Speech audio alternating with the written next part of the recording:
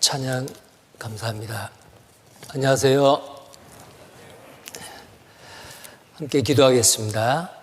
우리를 사랑하시는 거룩하시고 자비로우신 살아계신 하나님 아버지, 우리를 죄악 가운데서 구원해 주시고 썩지 아니하고 쇠하지 아니하는 영광의 기업을 또 우리에게 약속하시고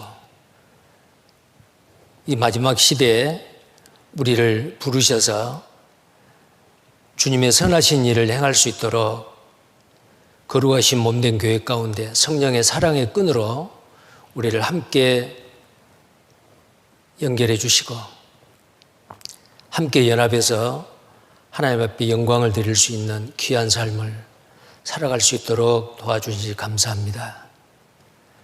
하나님이 작정하신 역사의 마지막 때 우리를 이 땅에 태어나게 하시고 거듭나게 하시고 하나님의 자녀 삼으시고 하나님의 일꾼으로 부르셔서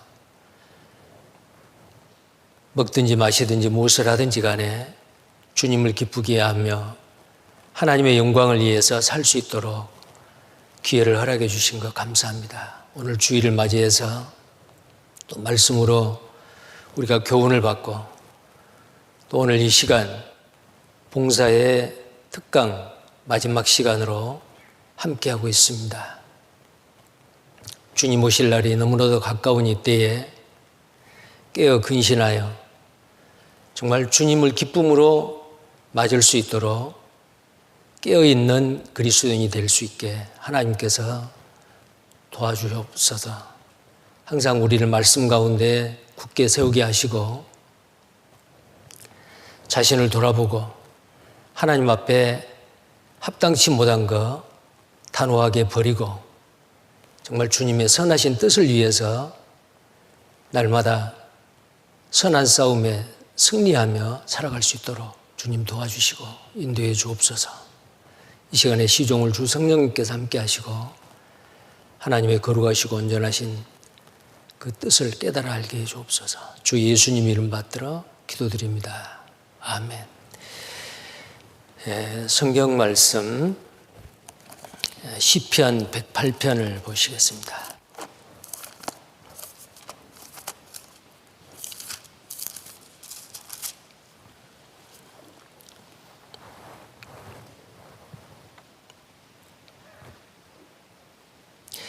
(1절부터) 제가 읽겠습니다.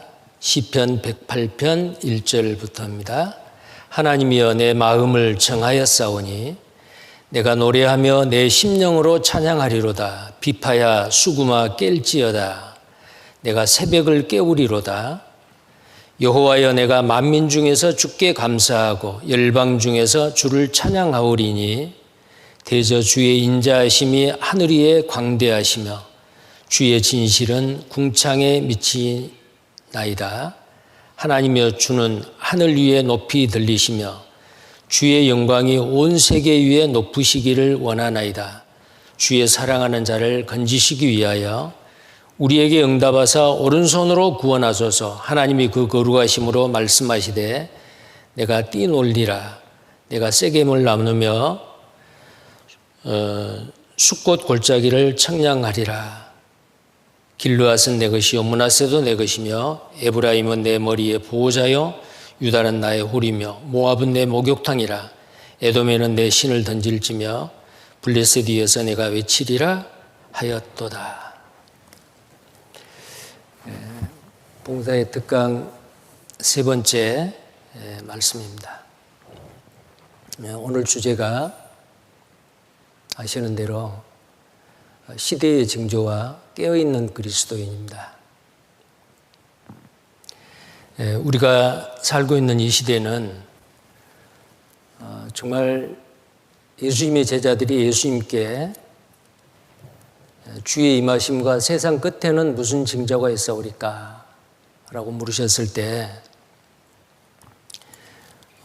예수님은 구체적으로 그 마지막 때가 되기 전에 일어날 징조에 대해서 마태복음 24장, 그 다음에 마가복음 13장, 누가복음 21장에서 자세하게 우리에게 말씀해 주고 계십니다.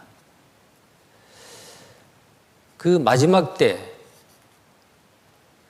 그 시대의 징조를 우리에게 말씀하신 것은 그 마지막 때에 태어나서 사는 하나님의 자녀들, 구원받은 그리스도인이 초대교회의 핍박 가운데서도 복음을 온 세상에 전하는데 많은 순교의 피를 흘렸던 그 초대교회 성도들과 같이 이제 마지막 시대에 태어나서 사는 거듭난 그리스도인들에게 정말 가깝다.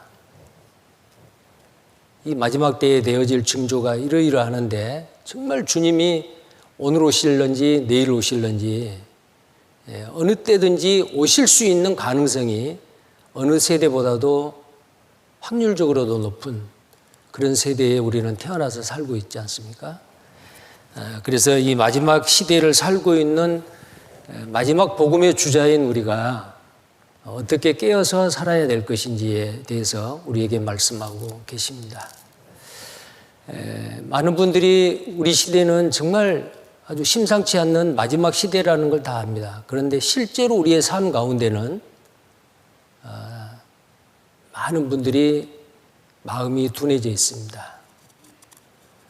몇십 년 전에 내가 구원받기 전 몇십 년 전에도 주님이 곧 오신다고 정말 그때는 아주 다급한 마음으로 결혼한 신혼부부들이 아이도 하나만 낳고 그런 때가 있었습니다.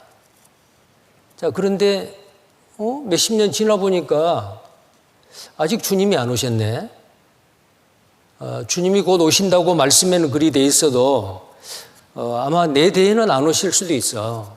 자, 이런 마음으로 느긋한 마음으로 사실 수가 있습니다. 자, 그래서 우리는 1년이면 몇 번 전도 집회를 통해서 셋째 날이나 넷째 날 마지막 시대의 징조에 대해서 우리는 자주 듣습니다. 이제 너무 자주 듣다 보니까 그 부분도 그러나 보다 만성이 될 수가 있어요. 자, 그러나 예수님께서는 분명히 그 마지막 때에 되어질 일에 대해서 성경에 기록하게 하시고 우리에게 말씀해 주고 있습니다. 하나님의 교훈의 말씀은 아무리 귀가 따갑게 들어도 지나치지 않습니다. 자, 그래서 이 시간에 이미 다 알고 있는 내용이지만 몇 가지만 마지막 시대에 되어질 징조에 대해서 조금 말씀드리고 이 시대를 살고 있는 우리가 어떻게 깨어서 근신하며 기도하며 다시 오실 주님을 만날 준비를 할 것인지에 대해서 말씀을 드리도록 하겠습니다. 누가복음 12장에 보면은 12장 56절에 너희가 천지의 기상은 분별할 줄 알면서 어찌 이 시대는 분별하지 못하느냐. 자, 이것은 무슨 말이냐면은 예수님께서 직접 하시는 말씀이시죠. 지금부터 1900 몇십 년 전에 예수님이 육신을 입고 이스라엘 땅에 오셨을 때에 그때 당시 사람들에게 천지의 기상은 분별할 줄 알면서 왜 이 시대는 너희가 분별치 못하느냐? 이 시대가 어느 시대인 줄 아느냐? 물론 예수님이 초림할 때부터 말씀입니다. 자, 여기 화면을 보시기 바랍니다. 방금 말씀드린 누가복음 12장 56절입니다. 같이 읽겠습니다. 위시가는 자여 너희가 천지의 기상은 분별할 줄을 알면서 어찌 이 시대는 분별치 못하느냐. 이렇게 말씀하시는 것은 책망이 들어있습니다. 왜 모르느냐고 말이요. 알아야 된다라는 거죠.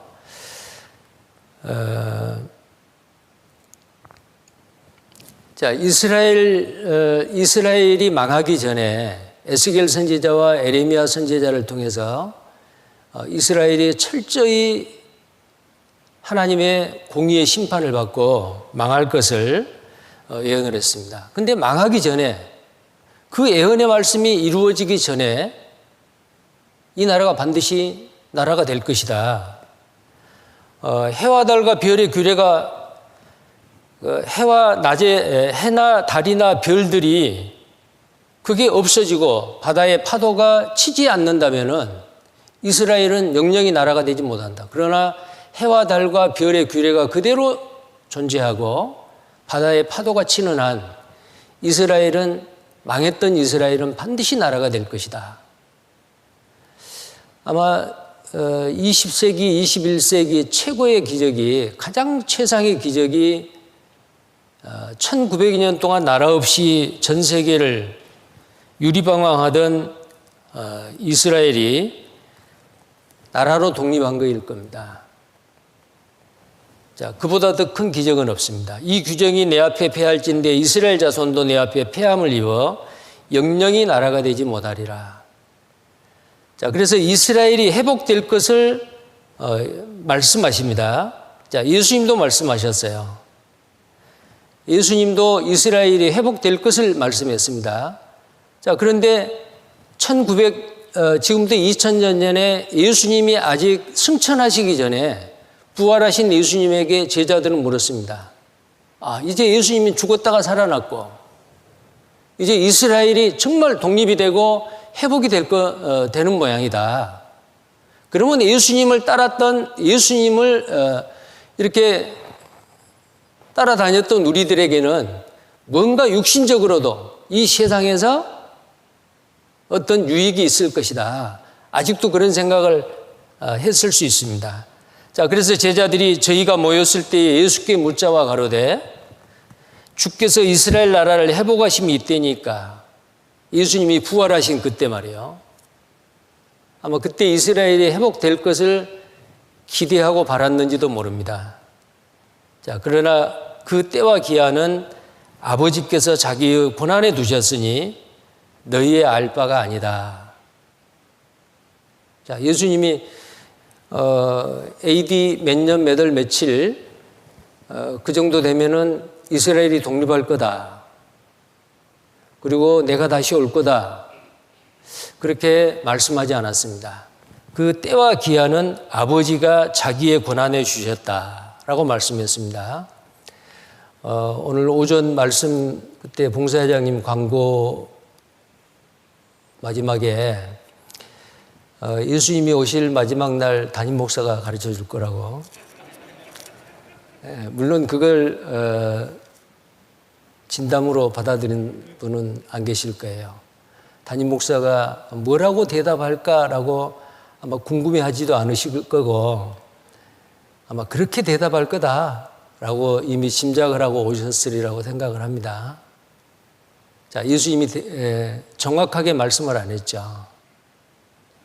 자, 그런데 예수님이 마태복음 24장에 다시 보겠습니다. 마태복음 24장.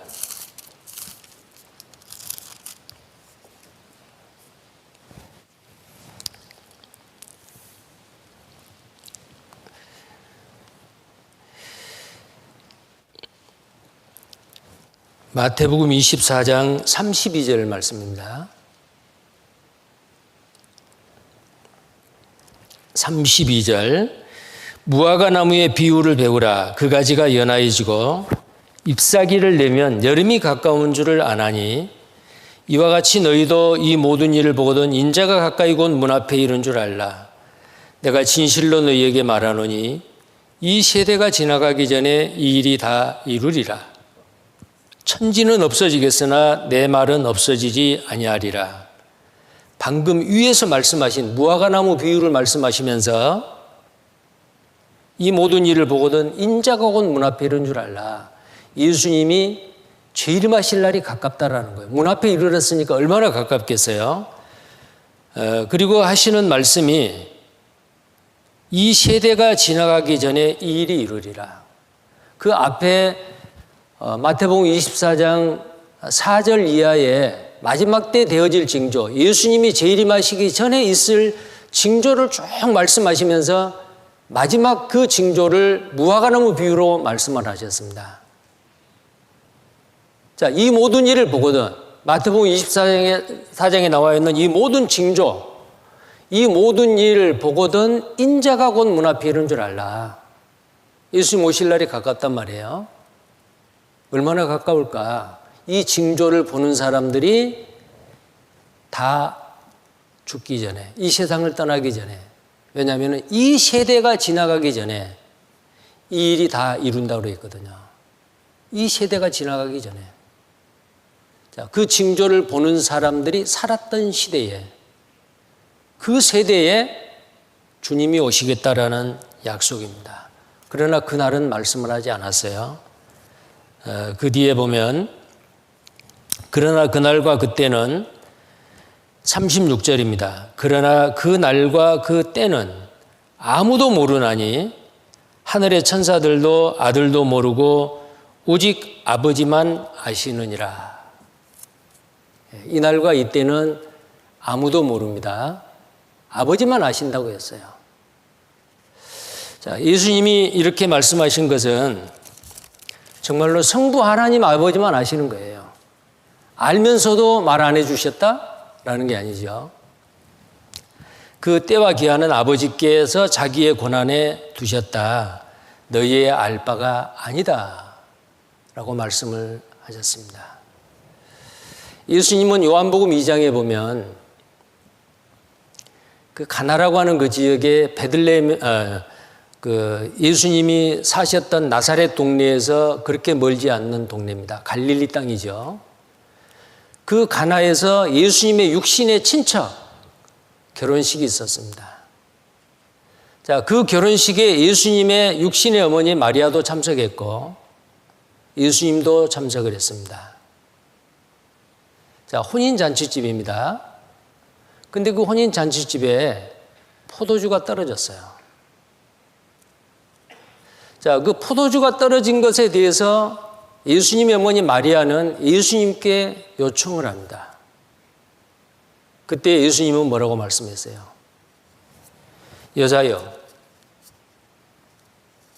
나와 무슨 상관이 있느냐? 자, 그러나 이 마리아는 그 혼인잔치집의 종들에게 저 예수님이 시키는 대로 해라고. 자, 그 대화가 있고 난 다음에 예수님은 포도주가 떨어진 아주 난감한 일이 벌어졌죠. 잔치집에 포도주가 없어요. 기쁨이 끝난 겁니다. 자, 그때에 거기 있는 사람들을 시켜서 그 항아리에, 돌 항아리에다가 물을 가득 채우라. 떠서 연회장에 갖다 주라. 근데 놀랍게도 그 맹물이 포도주로 변해버렸어요. 그게 가나의 혼인잔치집이거든요. 근데 고고학자들에 의해서 그 옛날 예수님 당시에 가나안 지역의 그 혼인잔치의 풍습에 대해서 쭉 그 역사학자들이 밝히고 연구해서 밝혔어요. 그 가나 지역, 특별히 유대 전체가 아니고 가나 지역의 그 혼인잔치, 예수님이 살았던 갈릴리 땅의 그 혼인잔치, 그 풍습은 어떠했느냐. 자, 청년 남녀가 결혼을 할 때 먼저 약혼을 합니다. 그러면은 신랑 되는 그 아버지가 데리고 신부 집에 가요. 그리고 신부나 신랑이 이제 마음에 듭니다. 신랑이 그 신부가 마음에 들어요. 그래서 그 신랑이 잔에다가 포도주를 따라서 그 신부에게 보내요. 그걸 받으면은 나는 당신의 신부가 되겠어. 거절할 수도 있습니다. 그때 당시는 그 남자가 결정권이 있고 그런다고 하지만 여자 쪽에서 남자의 청혼을 거절할 수도 있는 거예요. 포도주 잔을 받아서 받지 않거나 마시지 않으면 돼요. 그런데 그 신부가 그 남자를 자기의 남편으로 마음속에 허락을 했을 때는 신랑 되는 사람이 건네주는 그 포도주 잔을 들어서 마십니다. 자, 그 자리에 지켜보고 있는 사람들, 가장 확실한 증인이 신랑의 아버지입니다. 자, 약혼이 됐어요.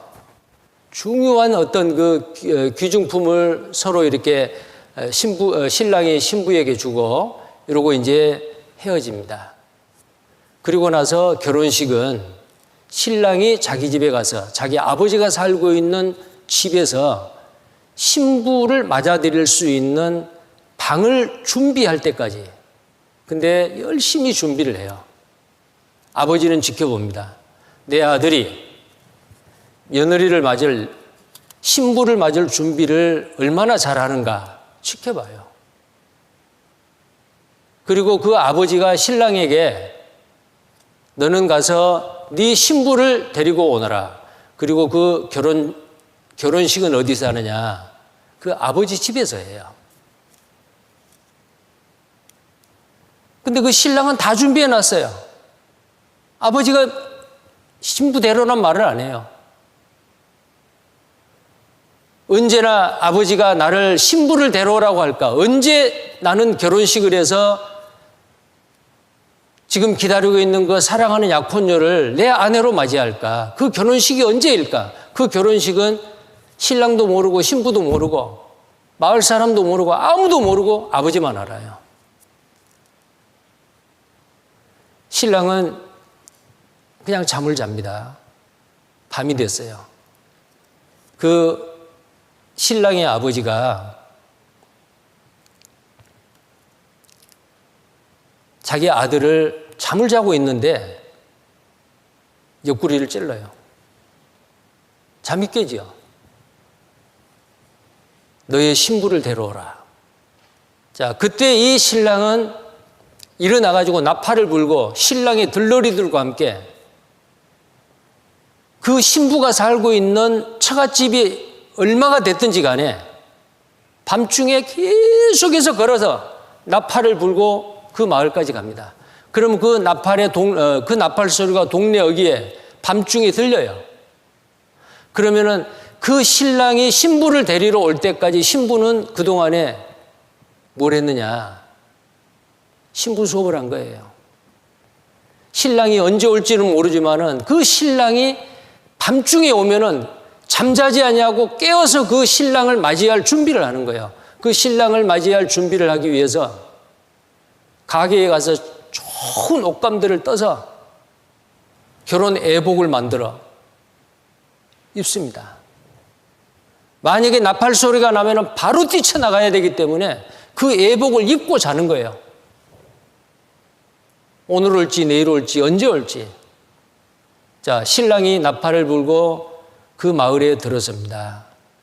신부의 들러리들, 마을 사람들, 그 결혼식 날이 언제일까 기다리다가 신랑이 부는 나팔 소리와 함께 그 나팔 소리에도 듣지 못하고 계속 잠을 자는 사람도 있고 그 나팔 소리를 듣고 일어난 사람들이 밖으로 나옵니다. 제일 먼저 신부가 나옵니다. 그 신부가 아름다운 그 결혼 예복을 입고 나팔 불고 오는 그 신랑을 맞으러 밖으로 나가요. 자, 그때 신랑의 들러리들이 가마를 가지고 왔습니다. 그리고 그 신부를 가마에 태워서 밤중에 신랑 집으로 데리고 가는 거예요. 근데 그때 당시에 갈릴리 가나 사람들은 자, 그렇게 하는 것은 공중에 들려서 신랑의 그 아버지 집으로 간다. 자, 그것은 바로 뭘 이야기하냐면은 신랑 대신 예수님이 이 땅에 공중에 재림했을 때에 우리는 그 신부가 가마에 들리워서 발을 땅에 대지 아니하고 가마에 태워져서 신랑 집에 가듯이 아버지 집에 가듯이 구원받은 그리스도인도 예수님 오실 때에 영광스러운 모습으로 변화돼서 들림받아 주님 앞에 신랑 대신 주님 앞에 가게 될 것을 이야기하는 거예요. 자, 예수님은 가나의 혼인잔치를 너무나도 잘 알지요. 그 풍습을 잘 압니다. 자, 그 내용을 성경에 기록하도록 말씀하신 거예요. 자, 그것은 예수님이 그 동네에서 살았기 때문에 그곳 풍습을 알았기 때문에 하나님의 말씀을 거기에 맞춰서 했느냐? 아니에요. 하나님께서는 모든 것을 다 준비하시고 만세전 창세전에 준비하시고 예수님이 베들레헴에서 태어나시고 그곳에서 사는 것이 아니고 갈릴리 땅 나사렛에서 가나 가까운 곳에서 살도록 하나님이 전부 다 계획하신 거예요. 그곳에서 예수님이 30년 동안 사시다가 많은 말씀을 하시고 가르치시고 십자가에서 예루살렘에 가서 십자가에 죽으시고 온 일을 구속하는 일을 다 하시고 예수님이 부활승천하셔서 지금도 하나님 보좌 우편에 앉아서 우리를 위한 중보자로서 우리를 위해서 기도하고 계시고 이제 곧 때가 되면 신부를 데리러 이 땅에 오실 겁니다. 자, 그 날과 그 때는 신랑도 몰라요. 아버지만 알아요. 그 신랑의 아버지만 알아요. 자, 그 내용이 바로 이 성경에 이렇게 기록이 되어 있는 겁니다. 자, 이 가나의 혼인잔치 풍습의 내용을 고고학자들, 역사학자들이 그 비밀을 밝혀내고 그걸 영상으로 만든 게 있어요. 혹시 보신 분이 계신지 모르겠는데 오늘 이 말씀을 이해하는 데 도움이 될 겁니다. 자, 방송실 준비된 거 잠깐 보여주시기 바랍니다.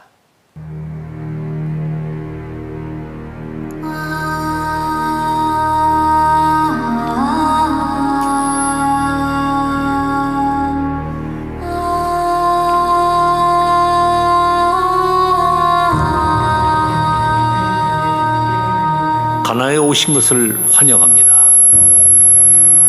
이스라엘은 로마 디베리오 황제의 통치하에 있습니다. 많은 이들이 그의 밑에서 괴로워하죠. 하지만 오늘은 희망이 보이네요. 새로운 언약이 시작되는 날이죠. 바로 젊은 신랑과 신부의 약혼식이 있는 날입니다.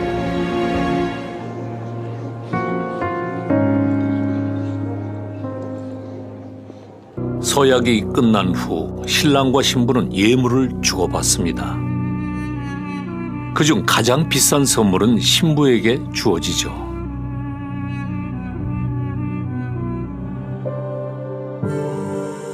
오늘 약혼식에서는 신부가 청혼을 받아들이네요. 이어서 신랑도 포도주를 마시면 약혼식은 끝이 납니다. 그리고 이때 신랑은 모두가 들을 수 있도록 큰 소리로 선포합니다. 신랑과 신부가 다시 만나는 날까지 아직 많은 과정이 남았습니다.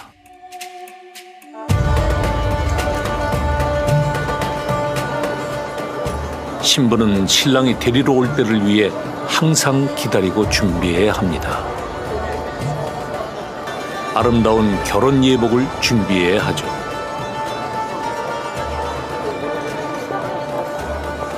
하지만 그것으로 끝이 아닙니다. 결혼 예복이 완성되더라도 신부는 항상 그날을 대비하며 순결한 마음으로 신랑을 기다려야 합니다. 아무리 오래 걸려도 말이죠. 이때부터 상황이 흥미로워집니다. 바로 결혼식의 모든 과정을 준비하면서도 신랑과 신부는 물론 그 누구도 결혼식 날짜를 모른다는 것입니다. 마을 사람들 중 누구도 알지 못합니다. 오직 신랑의 아버지만 결혼식의 때를 정확하게 알고 있습니다. 그는 약혼식에서 아들을 대신해 서약서를 읽는 사람이며 또 아들이 신부를 얻을 수 있도록 예물을 제공하는 사람입니다. 한편 신부도 모든 준비를 마쳤으며 신랑과 영원히 하나가 될 그날을 간절히 기다려야 합니다.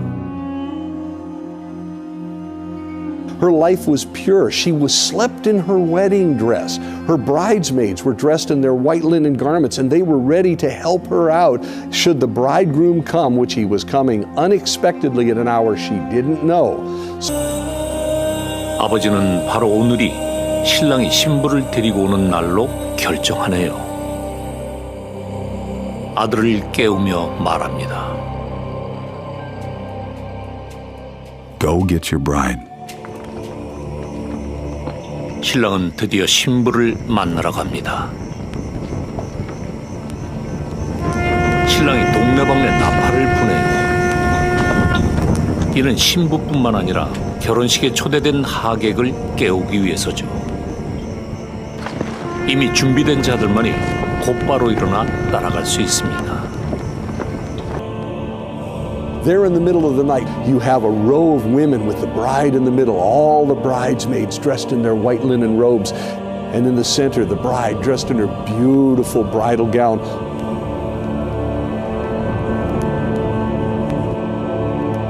기나긴 준비 시간과 기다림이 끝나고 드디어 신랑과 신부는 재회합니다.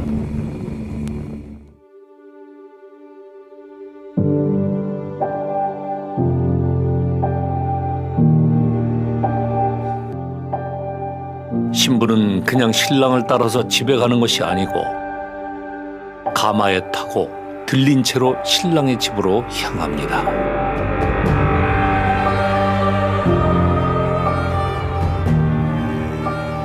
갈릴리 사람들은 이 순간을 두고 신부가 공중에 들려 아버지 집에 간다고 표현합니다. 신부가 공중에 들린 채로 신랑 아버지 집에 도착하면 오랫동안 기다린 결말에 다다릅니다. 결혼식을 예비하며 나팔 소리를 들은 모두가 한밤중에 피로연에 참석합니다. 갈릴리의 혼인잔치 사건은 예수를 믿는 우리 모두에게도 일어납니다. 말세에 우리에게 일어날 사건이라고 말씀하십니다. 그날을 위해 준비함으로써 다시 오신 예수님과 함께 올라간 이들만이 성경에 기록된 이른바 어린 양의 혼인잔치에 참여하게 됩니다. 방금 보셨던 그 내용대로 약혼식을 할 때에 나는 당신을 앞으로 내 남편으로 허락하겠습니다. 그 가장 중요한 게 포도주, 신랑이 건네는 그 포도주를 한 잔을 그 보는 앞에서 마시는 겁니다. 그럼 뭘 의미할까요? 자, 그러므로 이제 약혼녀가 된 겁니다. 자, 우리는 예수 그리스도가 십자가에 흘린 피, 그 보혈의 소식, 십자가의 도를 우리는 듣고 깨닫고 믿었습니다. 나의 피를 마시지 않는 자, 나의 피를 마시고 내 살을 먹는 자는 영생을 얻고라고 요한복음 6장에 말씀하시죠. 우리는 그 포도주 잔에 들어있는 포도주와 같은 예수님의 피를 믿는 약혼녀들입니다. 우리의 남편인 예수님께서 곧 오십니다. 언제 오실까요? 그날은 모릅니다. 성부 하나님, 아버지만 압니다. 김도현 목사도 모르고 나도 모릅니다. 어느 누구도 알 수 없습니다. 그러나 그 주님이 오실 날이, 신랑 되신 예수님이 오실 날이 아주 가깝다라는 것은 알 수 있습니다. 얼마나 가깝습니까? 이 모든 일을 보거든, 이 모든 일이 일어난 걸 보거든 내가 문 앞에 있는 줄 알라. 이 세대가 지나가기 전에 이 일이 다 이루리라.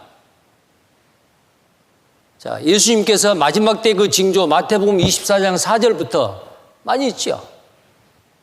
그 중에서도 가장 확실한 예언이, 확실한 징조가 바로 이 무화과나무 비유라고 말이에요.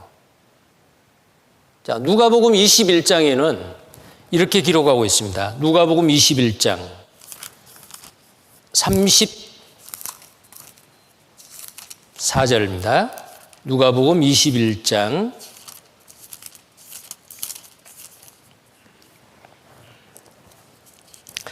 34절부터입니다. 너희는 스스로 조심하라. 그렇지 않으면 방탕함과 술 취함과 생활의 염려로 마음이 둔하여지고 뜻밖의 그날이 덕과 같이 너희에게 임하리라. 이날은 온 지구상에 거하는 모든 사람에게 임하리라. 이러므로 너희는 장차 올 이 모든 일을 능히 피하고 인자 앞에 서도록 항상 기도하며 깨어 있으라 하시니라. 여기에 이날은 모든 사람에게 임할 것이다. 모든 사람에게 임할 것이다 라고 말씀했죠. 자, 이 날은 어느 때냐 그 말이에요. 그 날과 때는 그 해와 달과 날은 아무도 알 수 없습니다. 그런데 가장 확실한 징조가 그 앞에 있죠. 29절입니다. 29절. 이에 비유로 이르시되 무화과 나무와 모든 나무를 보라. 싹이 나면 너희가 보고 여름이 가까운 줄을 자연히 아나니 이와 같이 너희가 이런 일이 나는 것을 보거든 하나님의 나라가 가까운 줄을 알라. 내가 진실로 너희에게 말하노니 이 세대가 지나가기 전에 모든 일이 다 이루리라. 이 세대가 지나가기 전은 무화과 나무와 모든 나무에서 싹이 나는 것, 가장 확실한 징조입니다. 나무에서 낙엽수의 나무에서 싹이 나오면 이제 봄이 되고 봄이 됐고 머지않아 여름이 된다는 거 알죠? 벌써 이제 4월인데 봄이잖아요. 봄인데 다른 해 5월과 같이 아주 실록이 그 앙상한 나무에 많은 나무 잎사귀들이 나와 있습니다, 지금. 자, 그것은 뭘 이야기합니까? 곧 여름이 온다는 거예요. 여름이 옵니다. 근데 왜 하필은 무화과 나무죠? 뭐 이스라엘에 무화과 나무가 많기 때문에 그럴까요? 마태복음에서는 무화과 나무 비유를 배우라고 했고 누가복음 21장 29절에서는 무화과 나무와 모든 나무입니다. 무화과 나무와 모든 나무를 보라. 여기에 싹이 나면 너희가 보고 여름이 가까운 줄 알라. 여름은 이스라엘의 추수 때입니다. 볼이나 밀을 추수하는 때가 바로 여름이죠. 알고 근모와 곡간에 드리고 쭉정이는 꺼지지 않은 불에 태우시리라. 예수님 공중 재림하면은 알곡은 영광스러운 모습으로 변화돼서 데려가십니다. 쭉정이는 이 땅에 버려두고 불로서 세상을 심판할 때에 곡식에 쭉정이가 타지듯이 불로 멸망합니다. 자, 그때를 이야기하는 거예요. 무화과 나무는 마태복음 21장 18절 이하에 나와 있는 길을 가시다가 제자들과 함께 무화과 나무에 열매를 구했습니다. 잎사귀만 무성한 무화과 나무, 열매가 없습니다. 열매 없는 무화과야, 지금부터 영원까지 열매 맺지 못하리라. 즉시 말라버렸습니다. 무화과 나무가 말라 죽었습니다. 제자들은 깜짝 놀랐습니다. 자, 예수님이 왜 그런 기적을 행하셨습니까? 예수님이 행하셨던 그 기적은 바로 예언입니다. 이스라엘이 망할 것에 대한 예언이죠. 그렇게 말라버렸던 무화과 나무에서 죽은 줄 알았던 무화과 나무에서 잎사귀가 나온다. 이것도 예언입니다. 오병이어의 기적. 나는 하늘에서 오는 산 떡이라. 내 살을 먹고 내 피를 마시는 자는 영생을 얻고, 예수님이 십자가에 죽어서 그 살과 피를 먹음으로 믿음으로 말미암아 영원히 살 것에 대한 예언이죠. 죽은 나사로 나흘이 됐는데 무덤 문을 열라 하시고 나사로야 나오라 외치셨을 때 죽은 나사로가 살아났습니다. 해당장 야이로의 딸도 살렸습니다. 나인성 과부의 아들도 살렸습니다. 죽은 자를 살렸습니다. 아담의 범죄함으로 인해서 죄인인 이 세상 모든 사람들이 죄로 말미암아 죽어 있는 그 영혼이 예수 그리스도로 말미암아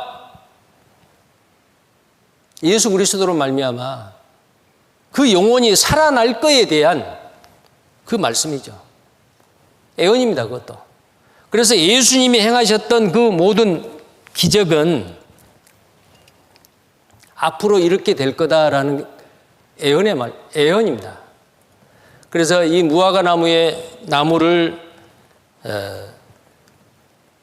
말씀 한마디로 말라 죽게 하신 것, 이스라엘을 대표하고 상징하는 그 무화과 나무가 죽은 것은 이스라엘이 망할 것을.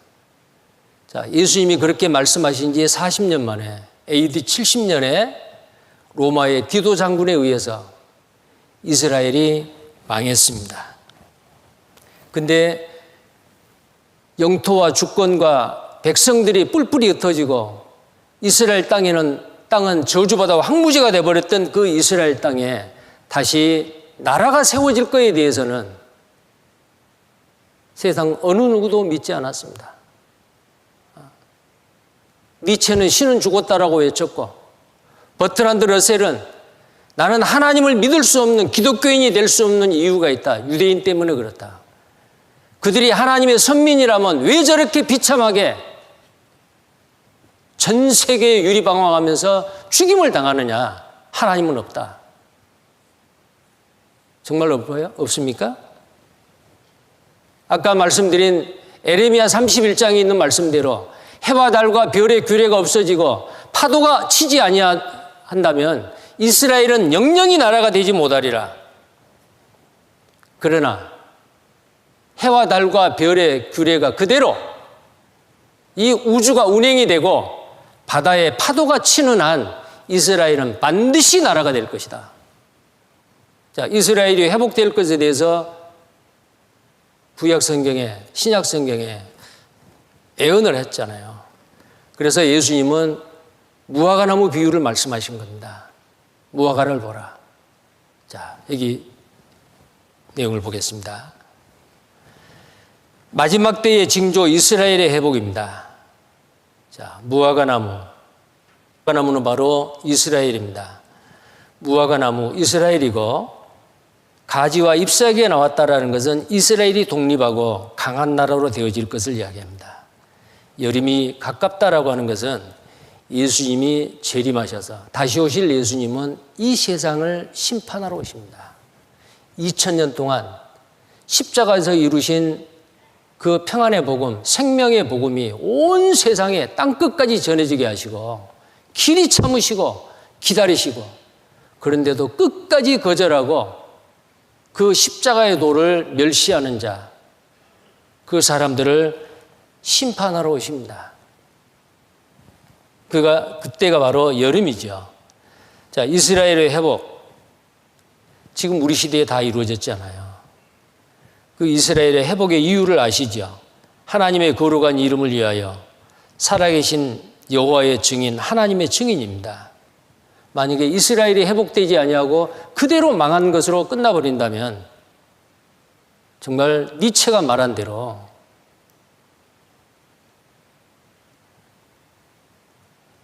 신은 죽었다라고 말할 수 있겠죠. 그러나 하나님의 살아계심을 나타내기 위해서 여호와의 증인인 이스라엘 민족이 무덤에서 나와 고토 자기 땅으로 돌아가게 하는 그 놀라운 기적을 하나님이 그렇게 하셨습니다. 그리고 이스라엘에게 구원의 기회를 주시기 위해서 그렇습니다. 다시 한번 이스라엘 민족이 국가적으로 민족적으로 예수 그리스도를 진짜 그리스도 메시아로 받아들이고 믿음으로 말미암아 구원받을 수 있는 기회를 주시기 위해서 그렇습니다. 이방인에게는 2000년의 기회를 주셨습니다. 물론 유대인에게도 줬죠. 근데 그들은 예수님을 메시아로 안 받아들입니다. 그들이 이제 극적으로 7년 환란 때에 이방인들이 심판받는 그 기간에 유대인들이 구원을 받습니다. 그래서 로마서 11장 25절에 형제들아 이 비밀을 너희가 모르기를 원치 아니한다. 이 비밀을 좀 알아라 그 말이요. 이방인의 충만한 수가 들어오기까지 이스라엘의 덜어는 완악하게 되어 그 후에 온 이스라엘이 구원을 받으리라. 온 이스라엘이 구원받는다 그 말은 모든 유대인이 다 구원받는단 말이 아니에요. 14만 4천. 7년 환란 때 구원받을 이스라엘 사람입니다.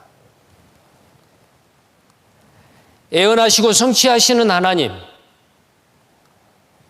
지금부터 2500년 전에 에스겔을 통해서 이스라엘이 회복될 것을 예언했습니다. 근데 우리 시대에 성취됐습니다. 땅이 회복이 되고 황무지 빈 땅에 사람이 거할 수 있는 집들이 건축이 되고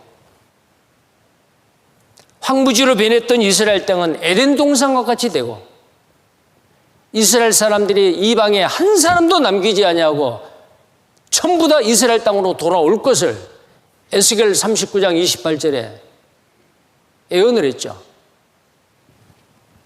그 예언이 우리 시대에 성취되고 있습니다. 1948년 5월 14일 독립이 되고 정말 이것은 기적입니다.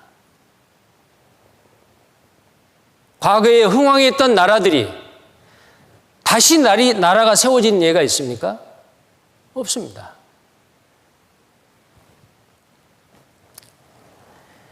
자, 멸망했던 이스라엘, 독립이 되고 황폐한 땅이 옥토가 되고 전 세계에 흩어졌던 이스라엘이 자기 땅으로 귀환하고 학살당했던 유대인이 이제는 다시는 괴롭힘을 당하지 아니하고 전 세계를 다스릴 강한 나라로 우리 시대에 급부상하고 있지 않습니까?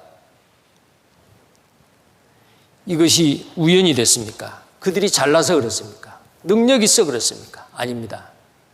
나 여호와가 말하였으니 이루리라. 자, 그런데 예수님께서는 놀랍게도 이스라엘이 회복되는 이것을 보거든 그랬어요. 내가 문 앞에 있는 줄 알라. 그래서 틀림없이 이스라엘이 회복되는 시대는 바로 우리 시대입니다.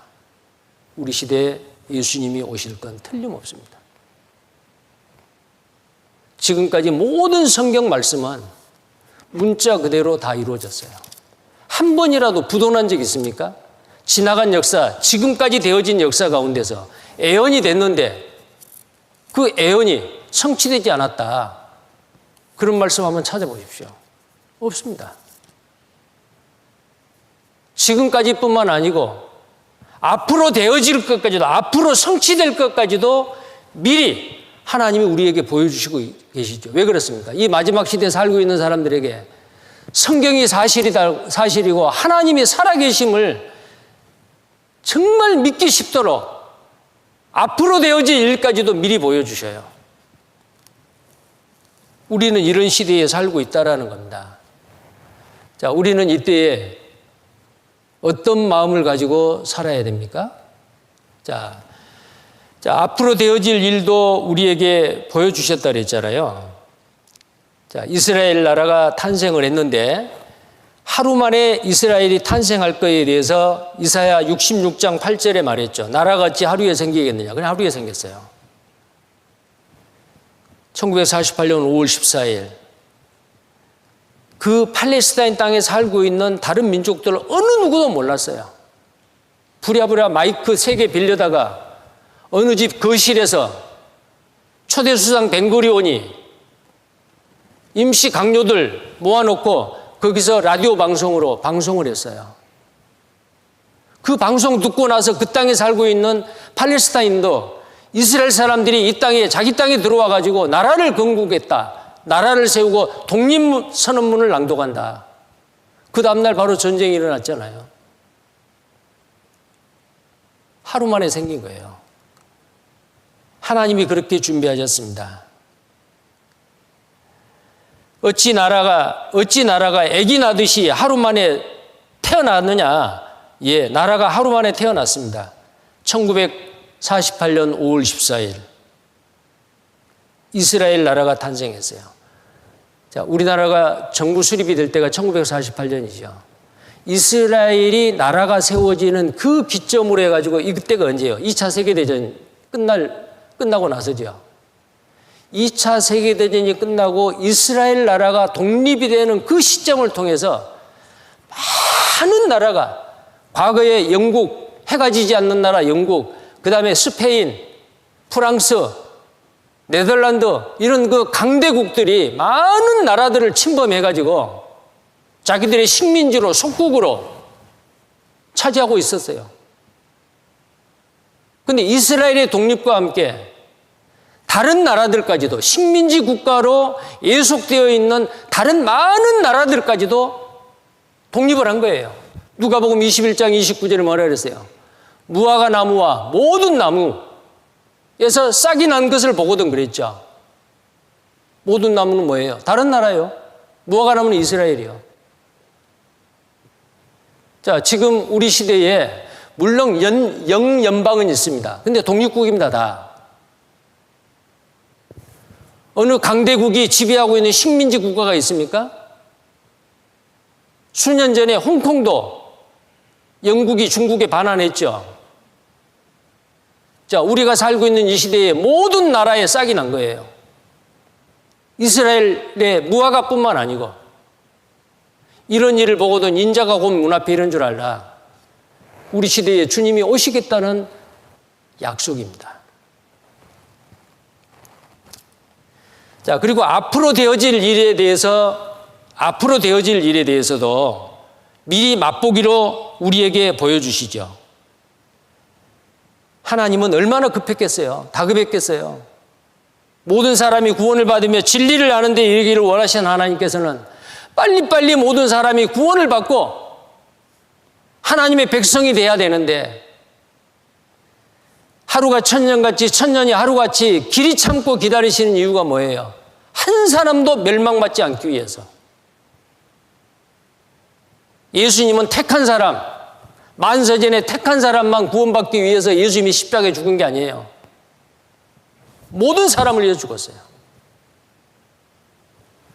지금도 하나님은 기다리십니다. 그런데 지금까지 이루어질 그 예언의 말씀만 이루어진 게 아니고 앞으로 되어질 것까지도 미리 보여주신다 그 말이에요. 자, 7년 환란은 앞으로 되어질 일이에요. 예수님 공중재림하고 우리가 이 땅을 떠나고 난 다음에 이 땅에 남겨진 사람들이 경험할 내용이 7년 대환란에 있을 내용이죠. 그때에 휴거 사건이 일어나고 난 다음에 이 땅에 남겨질 사람, 버려질 사람, 그 사람들이 당할 일입니다. 데살로니가후서 2장 3절에 누가 아무렇게 하여도 너희가 미혹하지 말라. 먼저 배도하는 일이 있고 저 불법의 사람 곧 멸망의 아들이 나타나기 전에는 이르지 아니하려니. 자, 배도하는 일이 있다 그랬어요. 배도가 뭐예요? 요즘 많은 사탄 숭배하는 사람들이 있어요.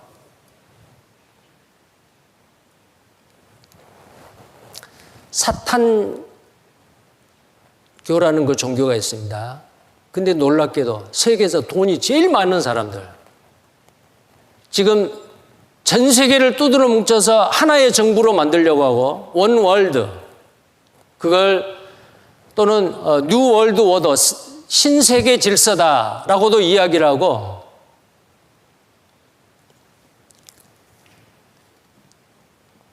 전 세계를 하나로 만들려고 하는 세계 정부입니다. 세계 정부. 그것을 만들려고 하는 사람들이 주로 믿고 있는 종교가 뭐냐? 기독교를 반대합니다. 그분들이 지금 앞장서서 하고 있는 일이 뭐냐면은 기독교를 말살하고, 특히 기독교 중에서도 기독교를 침범을 해가지고 그 기독교, 구원은 예수 그리스도만 있는 게 아니다. 부처를 믿어도, 힌두교의 어떤 신을 믿어도, 가는 방법은 달라도 가는 곳은 똑같다. 네 종교, 내 종교 다 인정해야 된다. 다른 종교를 욕하고 차별하면 안 된다. 그래서 지금 선진국가에서 차별금지법, 우리나라에도 지금 차별금지법을 만들려고 해요. 구원은 예수밖에 없다.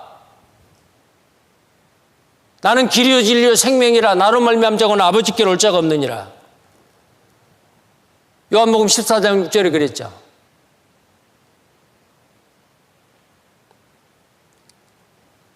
그리고 사도행전 4장에 천하 인간의 구원을 얻을 만한 다른 이름을 우리에게 주신 일이 없다. 무엇이든지 믿어도 가는 곳은 똑같다라는 것이 아니에요.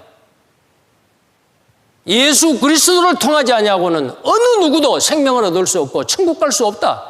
이게 성경의 진리요. 그런데 이 기독교, 이 성경을 말살하려고 하는 세력이 있습니다. 그 사람들이 어떤 사람들이요? 전 세계를 하나로 정치, 종교, 경제를 하나로 만들어서 한 사람이 다스리려고 합니다. 물론 그 사람이 우리는 적그리스도라는 걸 압니다. 적그리스도가 등장하기 위한 모든 전 세계 시스템을 그 방향으로 몰아가고 있습니다. 그 적그리스도가 나타나서 7년 환란 때 이 땅에 남겨진 사람들, 모든 사람의 오른손이나 이마에 표를 받게 하고 그 표를 받지 않는 자는 누구든지 매매를 하지 못하게 한다. 매매를 못하게 할 뿐만 아니고 그 표를 받지 않는 사람은 어떤 경제활동, 아무것도 할 수 없습니다. 그리고 법적인 제재를 당합니다. 그런 법들이 검토도 되지도 않고 아주 쉽게 그 법들이 개정이 되고 있습니다. 우리 시대에. 그런 세력들이 있다고 말이에요. 자, 근데 그게 바로 배도입니다. 하나님을 믿지 못하게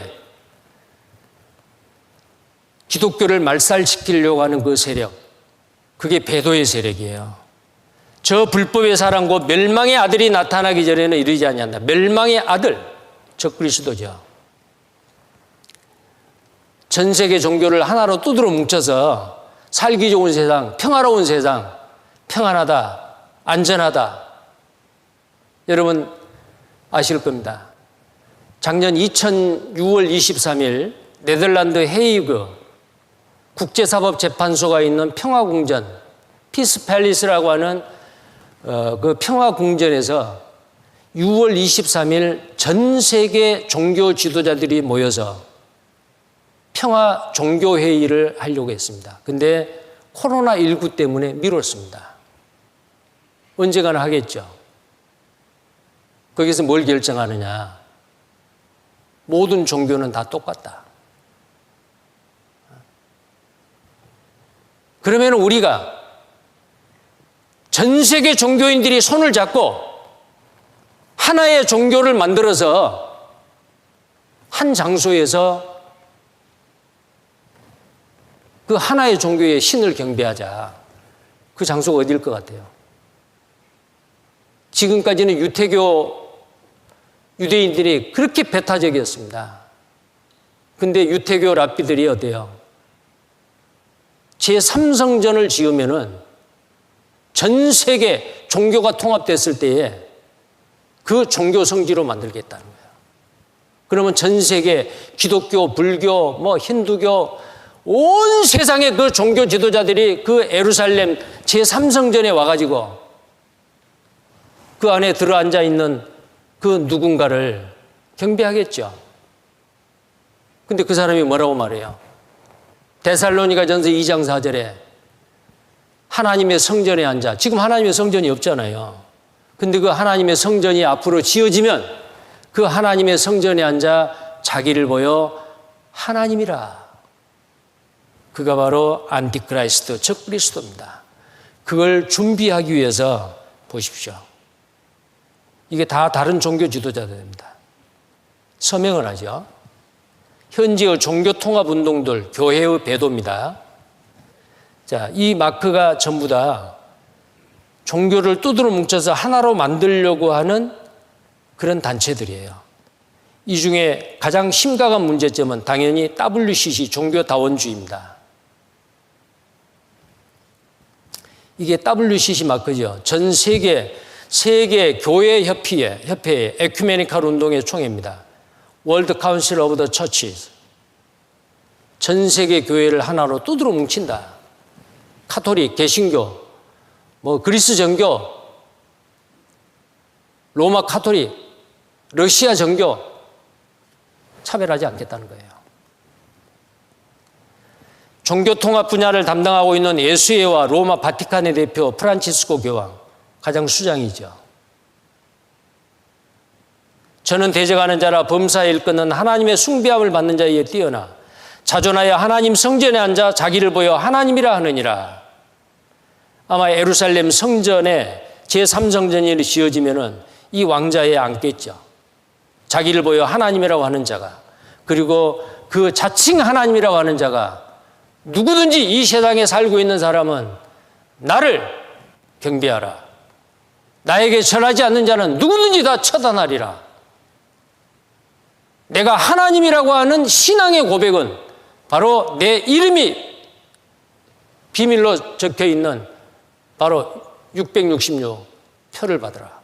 그 표를 받는 것은 제3성전에 앉아있는 그 적그리스도가 바로 내가 믿는 부처고, 내가 믿는 하나님이고, 내가 믿는 천부고, 그렇게 받아들이게 하는 거예요. 그러기 위해서 666의 표를 받게 하는 겁니다. 자, 그러기 위해서는 이 적그리스도가 나타나서 하나님의 성전에 앉아서 내가 하나님이다라고 하려면 그 성전이 있어야 되는데 지금 성전 없어요. 이거 성전 아닙니다. 교회당입니다. 이스라엘의 감람산이죠.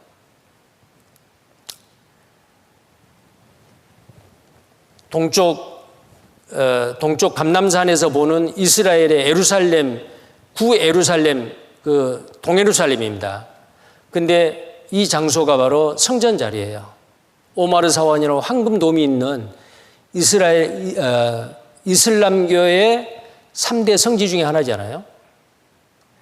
이스라엘 팔레스타인 정치도 충돌 오명사망, 이스라엘 팔레스타인 성전 건설 유혈 충돌, 계속 이 성전 때문에 충돌이 됐어요. 근데 지금은 어때요?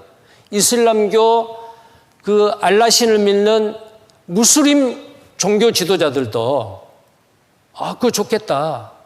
전 세계가 종교로 하나로 뭉쳐지면 좋겠다. 싸우지도 않고 이스라엘의 랍비들에게 빨리 그 제3성전을 지으라고 독촉을 한다는 거예요.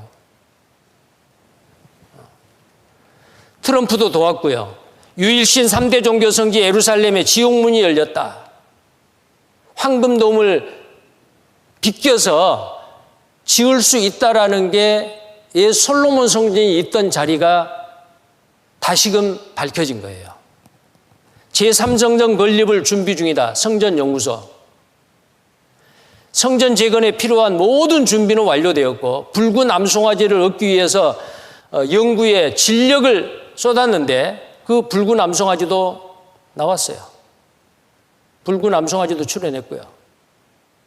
붉은 암송아지를 잡아서 불에 태워서 그 재를 맑은 물 실로암 못에서 떠온 그 물에다가 섞어서 그것을 이방인들에게 밟았던 그 더럽혀진 그 장소에 뿌리고 전 세계에서 돌아왔던 유대인들, 죽은 짐승이나 아니면은 시체를 만졌던, 자기가 알건 모르건 부지중에 부정한 것에 접했던 사람들에게 그 정결한 붉은 암송아지를 불에 태워서 물에 그 재를 섞은 그 물을 그 사람한테 뿌려줘야 돼요. 이게 민수기 19장에 있는 붉은 암송아지의 정결례입니다. 이게 있어야 된다는 거예요. 근데 이스라엘 땅에는 없어요. 많은 연구 끝에 이스라엘 땅에서 붉은 암송아지가 태어나게 했습니다. 전 세계적인 교회의 배도 및 종교통합, 아주 높은 지위의 이슬람 지도자들이 우리에게 찾아와서 제발 제3성전을 지어주세요라고 했어요. 그래서 이슬람 지도자들이 우리에게 와서 제발 성전을 지어달라고 요청을 했다는 거예요. 제3성전에 들어갈 모든 기물들은 거의 다 만들었어요. 7금천대, 메노라랑 7금천대. 이게 우리 돈으로 32억인가 된다래요. 이것도 다 만들어 놨어요. 그리고 이제 이 적그리스도가 앉아서 무엇을 해요? 666의 표를 받게 하잖아요. 666의 표를 받게 해요. 그 표를 받지 않는 자는 누구든지 매매를 못 해요. 이제는 현금이 없어집니다. 그런데 놀랍게도 이 코로나19가 현금이 없는 사회로 갈 수 있도록 하나의 통로입니다. 하나의 과정이에요. 영화 아닌 현실, 몸속의 마이크로칩, 기본소득 없이는 살아갈 수 없는 세상에 기본소득으로 지급되는 전조화폐를 수령하려면 여러분 기본소득이라는 거 아시죠? AI가 사람이 하는 그 모든 노동을 일을 다 대신해 버려요. 여러분들 불과 몇 년 전까지만 하더라도 고속도로 톨게이트 가면은 거기에 그 수구먼이 있잖아요. 근데 요즘 있어요, 없어요? 거의 없어요. 그냥 하이패스가 통과할 수 있는 거예요. 옛날에는 박스가 있었는데 박스도 없어요, 지금은. 앞으로 지금 사람, 몇 사람 앉아 있는데 앞으로 다 없을 거예요.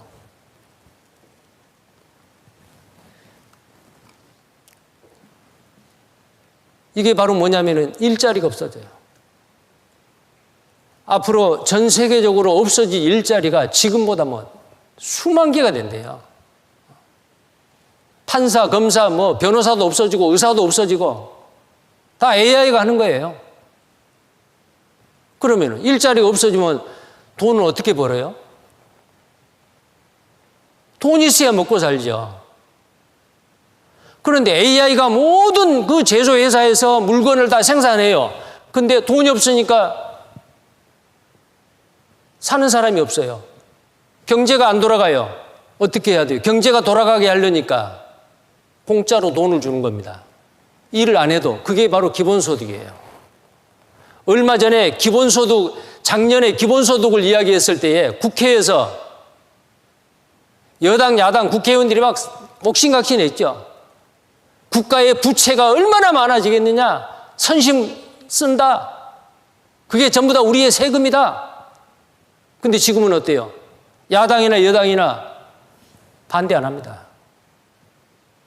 선진국은 우리보다 훨씬 더 많은 기본소득을 줘요. 기본 재난소득을 줘요. 일을 하지 않아도 국가에서 돈을 주는 겁니다. 자, 근데 그 돈을 줄 때에 현금으로 안 줘요. 현금 다발로 안 줘요. 카드로 줘요. 상품권을 주든지 지자체에 따라 다르죠. 그런데 그 카드로 주니까요. 그것이 이렇게 지원을 했던 그 돈이 얼마나 사용이 됐느냐를 금방 알아요. 다 썼대요. 카드니까 알아요. 현금을 만약에 줬다면 어때요? 그걸 얼마나 썼는지 모르잖아요. 앞으로는 기본소득으로 사는 시대가 될 겁니다. 빅브로더 출연, 일을 관리하는 데 필요한 베리칩, 이식이 한다는 조건을 국가가 내건다면 기본소득을 주면서 몸에다가 칩을 받아라. 그게 만약에 적그리스도가 등장해서 그게 바로 666표다. 그러면은 이 표를 받는 사람에게는 기본소득을 준다. 일하지 않아도 한 달에 150만 원을 준다. 그러면 이 표 안 받을 사람 있겠어요? 이 땅에 남겨진 사람들. 그거 없이는 그거 안 받고는 살 수가 없으니까 다 받게 돼요. 인간의 몸에 마이크로칩을 삽입할 수 있는 법안이 미시간주에서 통과되었습니다. 이것도 막 국민들의 여론에 의해서 옥신각신하고 아주 심도 있게 검토해가지고 통과된 게 아니에요.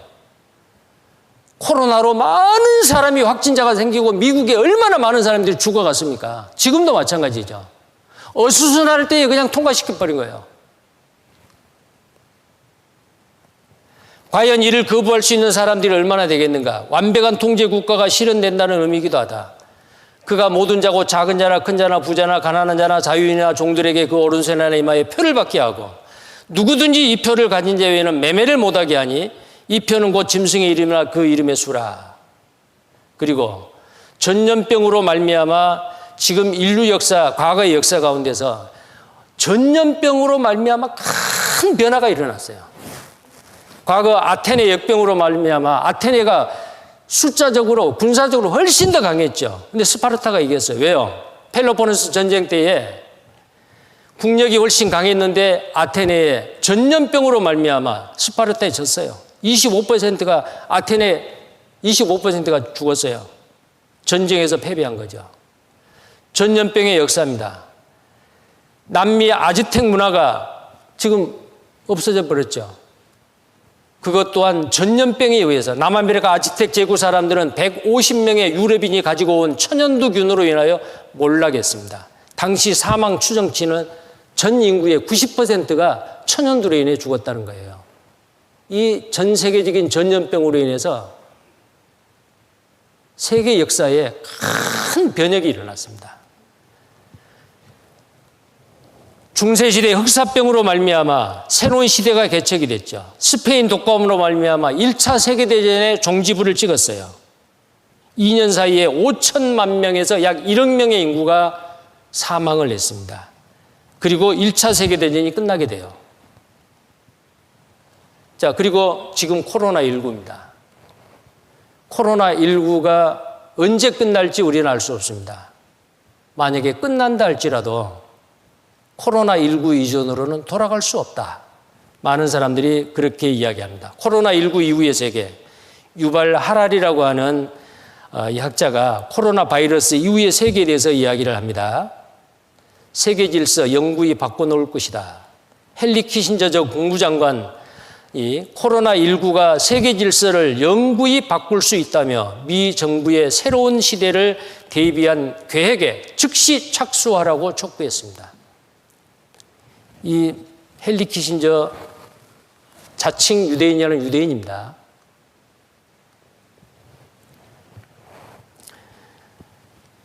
일루미나티, 프리메이슨, CFR 그 회원입니다. 보헤미안. 코로나19 이후의 세계는 강화된 감시체제, 밀착 감시체제로 바뀐다. 한국은 카드, 핸드폰 위치조사, 주변 사람들 검사, 꼼짝 말아요. 초기에는 한국의 그 엄격한 통제, 인권을 유린하고 있다. 사생활을 침범한다. 굉장히 부정적으로 유럽과 미국에서 말했습니다. 그런데 한국은 코로나가 번지지 아니하고 이렇게 아주 약했잖아요. 확진되는 게. 근데 유럽에 뭐 몇만 명씩 하루에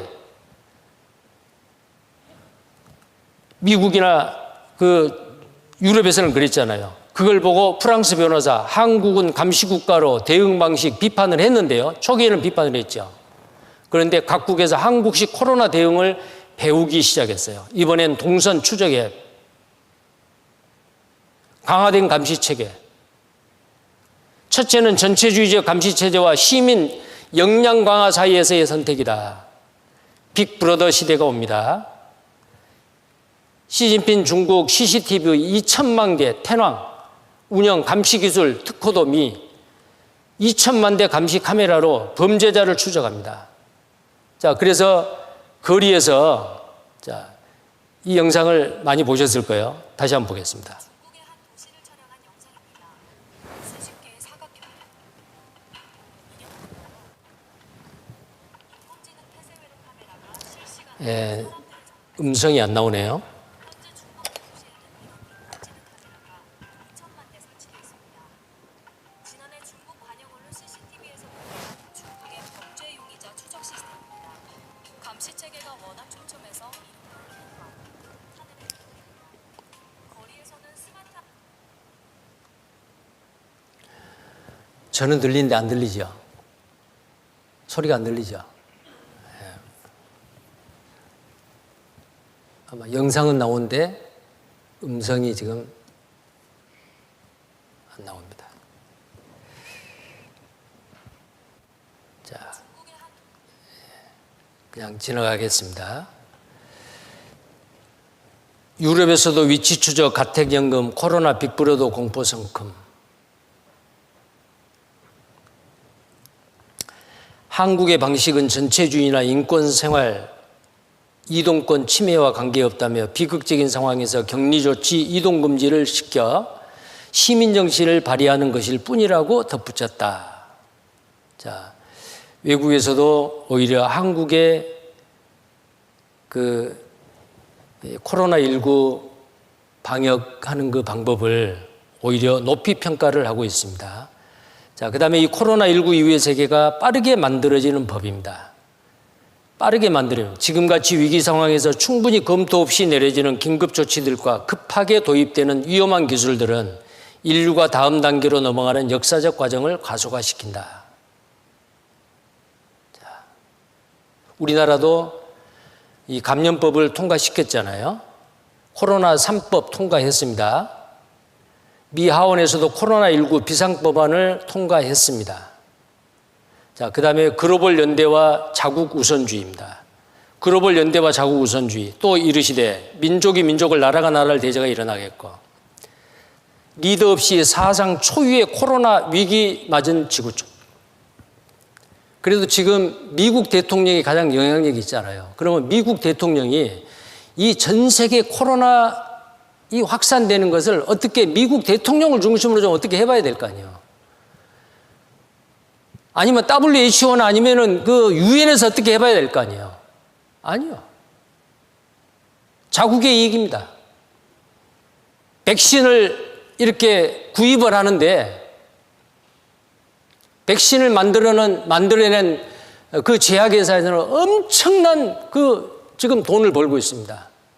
없어서 못 팔아먹어요. 근데 선진국가에서는 이 백신을 확보하기 위해서 자기들의 힘을 씁니다. 근데 힘이 약한 나라에서는요, 백신 구경도 못해요. 한쪽에서는 백신을 맞고 한쪽에서는 맞지도 못하고. 자, 이런 걸 어떻게 해야 돼요? 특히 코로나19로 말미암아 전 세계를 어떻게 통제할 수 있는 지도자를 요청하고 있는 시대가 바로 우리 시대예요. 과거의 환경 문제, 군사 문제, 식량 문제, 에너지 문제 심각했죠. 근데 자국의 이익만을 추구합니다. 야, 이거 어떻게 국제적으로 어떻게 해결할 수 없을까? 어느 시대가 되면은 한 사람이 나타날 겁니다. 그 모든 문제, 국제적인 문제를 내가 해결하겠다. 아주 슈퍼맨이 나타날 거예요. 그 사람을 지금 기다리고 있어요. 그런 내용이죠. 세계 리더국을 자처하지만 리더십을 상실한 미국과 세계 경제 2위 중국은 자국 우선주의에 빠져 있다라는 거예요. 분열이냐 단합이냐 기로에 선 유럽도 마찬가지요. 자, 적그리스도가 나타나기 위해서는 마지막 시대의 징조가 나타나야 됩니다. 전 세계가 한 명의 통치자를 필요로 해야 합니다. 모든 사람을 감시할 수 있는 감시 체계가 있어야 됩니다.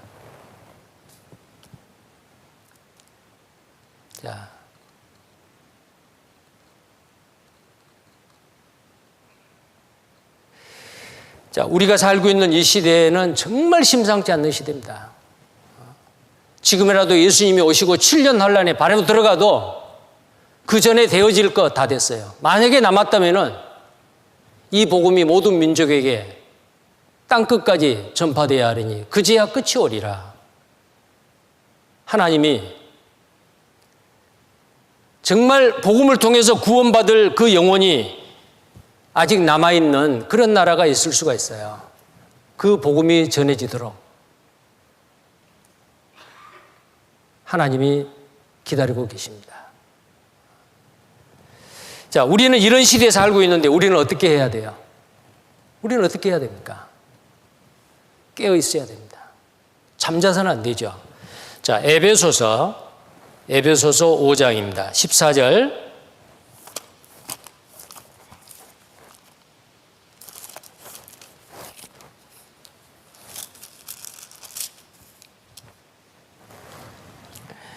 에베소서 5장 14절 함께 읽겠습니다. 그러므로 이르시기를 잠자는 자여 깨어서 죽은 자들 가운데서 일어나라. 그리스도께서 내게 비치시리라. 자, 하셨느니라. 잠자는 자여 깨어서 죽은 자들 가운데서 일어나라. 잠자는 자와 죽은 자는 다르죠. 잠을 자고 있는 거예요. 죽은 자는 뭐예요? 누가 죽은 자, 죽은 송장, 공동묘지 무덤 사이에서 잠자겠어요? 이건 그런 말이 아니잖아요. 잠자는 자는 살아있는 사람입니다. 어떤 사람이에요? 그 영이 살아있어요. 구원받은 그리스도인이에요. 죽은 자는 어떤 사람이에요? 그 영이 아직 깨어나지 못한 죽은 사람이에요. 육신은 살아있지만은 아직 거듭나지 못한 이 세상 사람. 그 사람들 속에 섞여서 그들과 함께 어울리고 그 어울리는 목적이 뭐예요? 그들을 건져내기 위한, 전도하기 위함이 아니고 사업상 아니면은 좋은 인간관계를 위한 여러 가지 다른 목적, 전도하기 위한 목적이 아니에요. 함께 어울리는 것은 구원받은 그리스도인이 죽은 자들 사이에서 잠자고 있는 겁니다. 그래서 여기에 잠자는 자여 깨어서 죽은 자들 가운데서 일어나라. 그리스도께서 내게 비치시리라. 성경에 깨어라. 잠자지 말고 깨어라. 오늘 읽은 본문 말씀 시편 108편. 내가 새벽을 깨우리로다. 새벽이 뭐예요? 동이 트기 바로 직전이요. 가장 캄캄합니다. 그리고 기온이 제일 낮아요. 그 캄캄한 밤을 이제 곧 낮이 되잖아요. 새벽을 깨우리로다. 그 캄캄한 밤을 깨우는 자. 우리는 깨우는 자가 돼야 되고 내가 먼저 깨어 있어야 돼요. 그래야 남을 깨울 수가 있어요. 구원받은 그리스도인이 깨어있을 때에 죽은 자들 사이에서 잠자고 있는 다른 그리스도인들, 형제자매들을 깨울 수가 있을 뿐만 아니고 죽은 자들을 살려낼 수도 있습니다. 깨어있는 자가 그렇게 할 수 있어요. 예수님께서 마태복음 26장에 겟세마네 동산에서 기도하십니다. 땀방울이 핏방울과 같이 모세혈관이 터져서 극한 어떤 스트레스, 정신적인 어떤 집중 상태. 예수님이 그랬죠. 할 수 있거든 이 잔을 내게서 지나가게 없어서. 온 세상 사람들을 위해서 속죄 제물로 십자가에 죽어주실 예수님, 자기를 생각하니까 너무너무 고통스럽고 끔찍스러운 겁니다. 할 수 있거든 이 잔을 내게서 지나가게 없어서. 그러나 기도를 고쳤죠. 그러나 내 원대로 마옵시고 아버지의 원대로 없어서. 예, 제가 죽어도 좋습니다. 아파도 고통받아도 괜찮습니다. 아버지의 뜻이 온 인류를 구원하기 위해서 죄 없는 하나님이 이 땅에 와서 죽어주는 건데 내가 바로 하나님의 아들로 이 땅에 와서 온 세상 사람의 죄를 담당하고 죽겠습니다. 내 원대로 마옵시고 아버지의 원대로 없어서. 그것은 하나님 아버지의 뜻을 이루기 위한 번제입니다. 예수님이 십자가에 죽으신 것은 속죄제로서, 번제로서 하나님과 원수되어 있는 우리를 하나님과 화목하기 위한 화목제물로서 십자가에 피 흘려 죽으셨습니다. 자, 그때에 그 기도를 하실 때에 예수님이 제자들에게 말했습니다. 깨어 있으라고. 와서 보니까 졸고 있는 거예요. 예수님은 정말 땀방울이 핏방울이 될 정도로 간절히 기도하고 있는데 제자들은 피곤해서 자고 있는 거예요. 자, 그 내용을 한번 보시죠. 마태복음 26장입니다.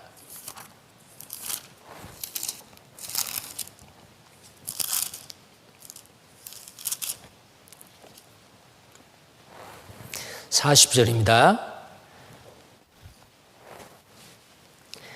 마태복음 26장 40절. 제자들에게 오사 그 자는 것을 보시고 베드로에게 말씀하시되 너희가 나와 함께 한시 동안도 이렇게 깨어 있을 수 없더냐. 시험에 들지 않게 깨어 있어 기도하라. 마음에는 원이로되 육신이 약하도다 하시고. 자, 시험에 들지 않게 깨어 있어 기도하라 그랬습니다. 깨어 있어 기도하라. 마태복음 24장에도 예수님께서 도적같이 온다 그랬죠. 깨어 있으라고 말했습니다. 깨어 있으라. 누가복음 21장에도 깨어 있으라. 잠자는 자여 죽은 자 가운데서 일어나라. 깨어라.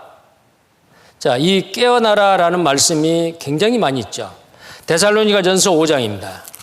데살로니가전서 5장 1절부터 보겠습니다. 데살로니가전서 5장 1절입니다. 형제들아, 때와 시기에 관하여는 너희에게 쓸 것이 없음은 주의 날이 밤에 도적같이 이를 줄을 너희 자신이 자세히 알미라. 저희가 평안하다 안전하다 할 그때에 잉태된 여자에게 해산 고통이 이름과 같이 멸망이 호련히 저희에게 이르리니 결단코 피하지 못하리라. 형제들아, 너희는 어둠에 있지 아니하니매 그날이 도적같이 너희에게 임하지 못하리라. 못하리니 5절 6절 같이 읽겠습니다. 너희는 다 빛의 아들이요 낮의 아들이라. 우리가 밤이나 어두움에 속하지 아니하나니 그러므로 우리는 다른 이들과 같이 자지 말고 오직 깨어 근신할지라. 자지 말고 근신할지라. 이 육신의 잠만을 이야기하는 게 아니에요. 우리가 하루 3분의 1, 하루 8시간은 일하고 하루 8시간은 쉬고 하루 8시간 일하고 잠자고 쉬고 해야 되잖아요. 충분한 수면을 취해야 됩니다. 육신의 잠을 자지 말고 철야해라 그런 말이 아니죠. 근신하라 그 말은 정신을 바짝 차리고 자기의 말과 행동과 자기의 삶을 돌아보고 조심하라. 말씀에 비추어서 합당치 못한 것은 버리고 말씀에 합당하게 살아라 그 말이에요. 그리고 근신하고 깨어라 라고 하는 것은 왜 그럴까요? 만약에 잠자고 있으면 잡혀가요. 신앙의 싸움에서 져요. 악한 마귀는 우는 사자와 같이 두루 돌아다니며 삼킬 자를 찾는다고 했습니다. 베드로전서 4장입니다. 베드로전서 4장.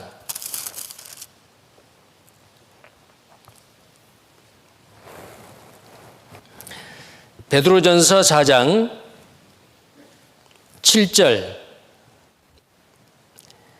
만물의 마지막이 가까웠으니 그러므로 너희는 정신을 차리고 근신하여 기도하라.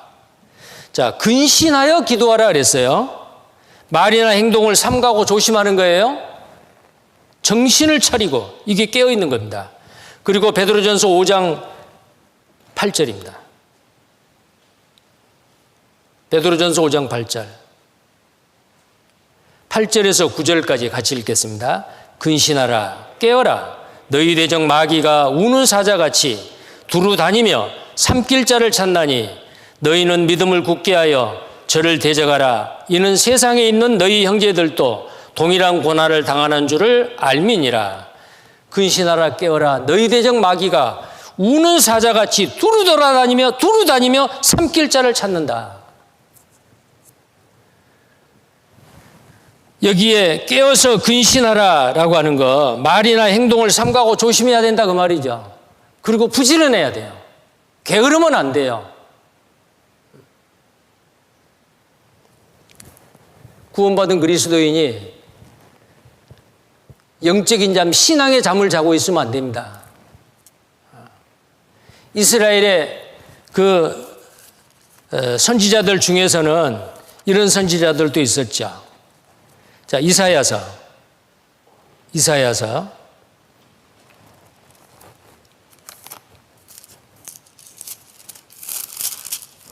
56장입니다.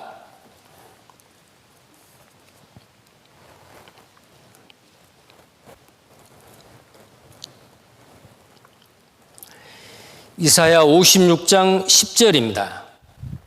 이사야 56장 10절 11절입니다. 그 파수꾼들은 소경이요 다 무지하며 벙어리 개라. 능히 짓지 못하며 다 꿈꾸는 자요 누운 자요 잠자기를 좋아하는 자니 이 개들은 탐욕이 심하여 족한 줄을 알지 못하는 자요 그들은 몰각한 목자들이라. 다 자기 길로 돌이키며 어디 있는 자이든지 자기 이만 도모하며 피차 이르기를 오라. 내가 포도주를 가져오리라. 우리가 독주를 잔뜩 먹자. 내일도 오늘같이 또 크게 넘치리라 하느니라. 잠자는 자들은 영적인 것을 생각하지 아니하고 육신적인 것을 먼저 생각합니다. 이스라엘의 파수꾼은 어때요? 파수꾼은 적이 오는지 오지 않는지 망대에 높이 서서 바라봐야죠. 적군이 오면은 나팔을 불고 파수꾼은 나팔을 제대로 불어야 되죠. 잠자고 있는 백성들을 깨워서 피신을 가게 하고 대비를 하게 해야 되잖아요.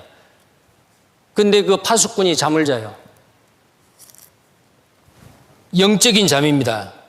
그들은 소경이요 다 무지하여 벙어리 개라. 벙어리 개는 뭐예요? 개가 도둑이 오면 짖어야 되는데 짖지를 안 해요. 벙어리 개입니다. 능히 짖지 못하며 꿈꾸는 자요 다 꿈꾸는 자요 누운 자요 잠자기를 좋아하는 자라. 잠자기를 좋아하는 자다. 이 개들은 탐욕이 심하여 족한 줄을 알지 못하는 자요. 이 세상에 부귀영화, 물질, 탐욕에 빠져서 방탕한 생활, 구원받은 그리스도인은 방탕한 생활은 하지 않더라도 이 세상적인 것 잠깐 누리다가 다 놓고 갈 없어질 거에 대해서 마음을 뺏기고 우선순위가 파수꾼으로서의 제대로 알릴 것을 알리지 못하고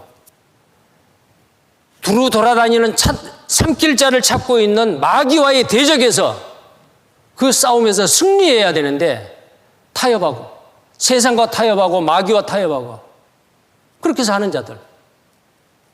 자, 이런 사람들에게 뭐라 그래요? 잠자는 자다. 잠자기를 좋아하는 자다. 어디에서? 죽은 자들 사이에서. 이걸 말하고 있잖아요. 우리가 꼭 그렇지는 않더라도 우리가 정해진 시간에 모임에 참석하고 말씀을 읽고 기도하고 전도하는 데 같이 참여하고 그런다 할지라도 내 삶 가운데서 열정이 식었다. 처음 구원받았을 때에 이 놀라운 복음을 누구에게든지 전하고자 했는데 몇 번 시도하고 시행착오를 거치다 보니까 이제는 전도하는 사람은 이제 구원받은 지 얼마 안 된 사람, 나 옛날에 다 해봤어. 그러면 안 되죠. 잠자는 자, 깨어있지 못하는 자, 육신의 것을 더 중요하게 생각합니까?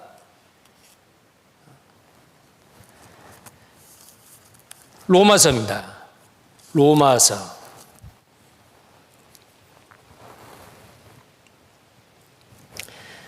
신앙에 잠들면 영적인 생각은 사라지고 육신의 생각만을 합니다. 로마서 8장 5절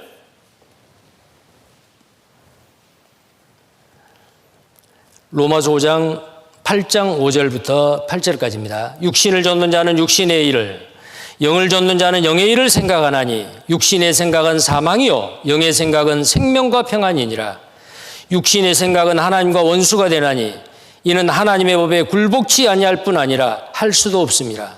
육신에 있는 자들은 하나님을 기쁘시게 할 수 없느니라.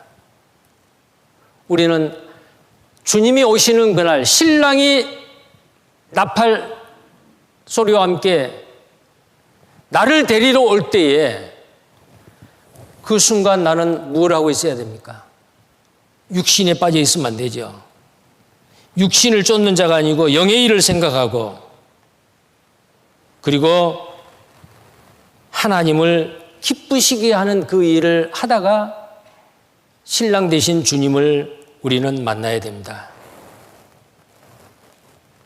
우리는 어떤 일을 생각할 때도 계획할 때도 시작할 때도 먼저 우리는 하나님을 생각하고 해야 됩니다.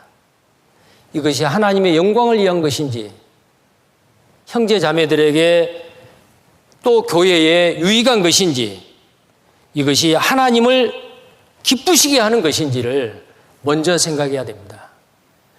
자, 내가 계획하고 생각하고 계획하고 시작하는 이 일이 나에게 어떤 유익이 있느냐라고 하는 것보다도 이 일이 하나님을 기쁘시게 하는 일이냐? 형제 자매에게 유익이 되느냐? 교회에 유익이 되느냐? 우리는 그걸 먼저 생각해야 됩니다.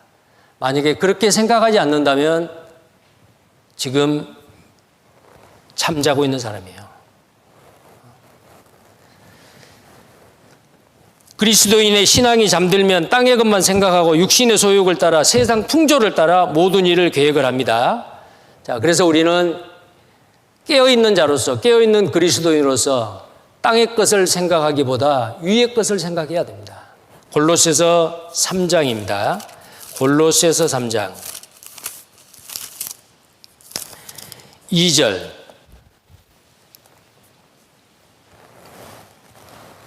골로새서 3장 2절입니다. 위의 것을 생각하고 땅의 것을 생각지 말라.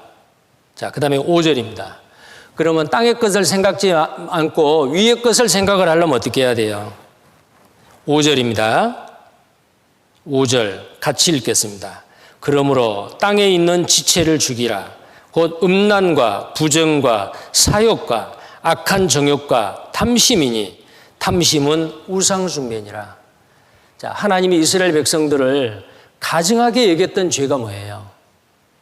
나는 질투의 하나님이라. 나 이외에 다른 신을 섬기지 말라. 이스라엘 백성들이 망했던 첫 번째 이유가 뭐예요?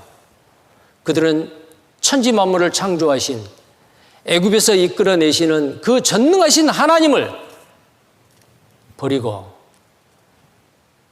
가나안 땅에 바알과 아세라 신을 섬겼습니다. 그것뿐만이 아니에요. 모압과 암몬 사람들이 섬겼던 몰렉이라고 하는 자기 자녀를 불에 태워서 드리는 그런 가증한 신을 믿기도 했습니다. 그것 때문에 이스라엘이 망했어요. 그게 우상숭배예요. 오늘날 우리는 그런 죄는 안 짓죠. 자기 자식을 죽여서 불태우는 그런 제사 안 지내죠. 근데 우리가 살고 있는 이 시대에도 우리가 모르는 사이에 그런 인신제사를 드린다라는 것도 밝혀지고 있잖아요. 인신제사.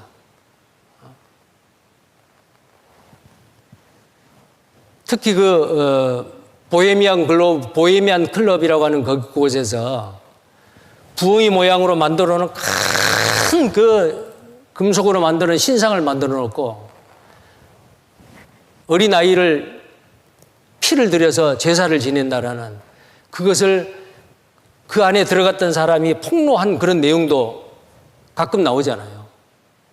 지금 우리가 살고 있는 21세기에 그게 바로 사탄 숭배입니다.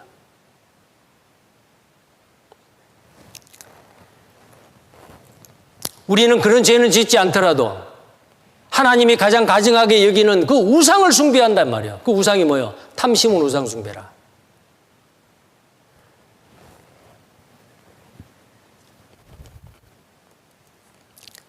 자, 그 다음에 그리스도인이 깨어있지 아니하고 잠자고 있으면은 기도하는 마음이 식어집니다. 빌립보서 4장입니다. 빌립보서 4장.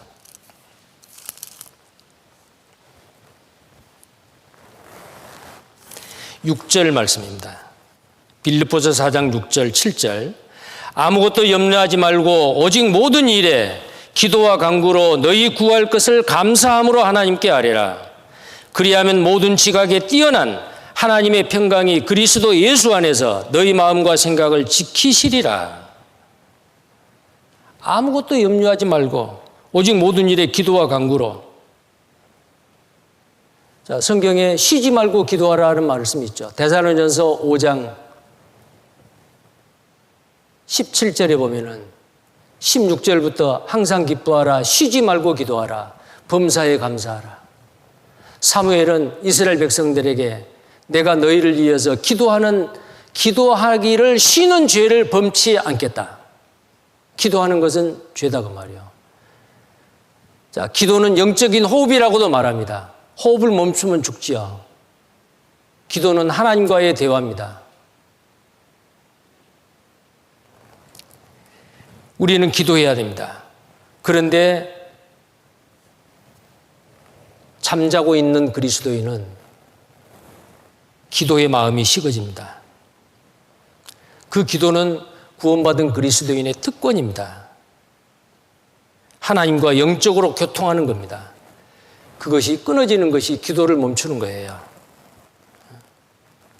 우리는 이 기도에 열심히 해야 됩니다. 주님 앞에 가면은 이 기도가 내가 얼마나 이 땅에서 기도했느냐에 따라서 주님 앞에 가면 내 기도가 다 올라가는 거예요. 그래서 요한계시록 5장 8절과 8장에 보면은 그 향이 하나님의 보좌 위에 올라가는데 바로 그 향이 바로 성도들의 기도다라고 말을 하고 있죠. 요한계시록 5장 8절입니다. 요한계시록 5장 8절.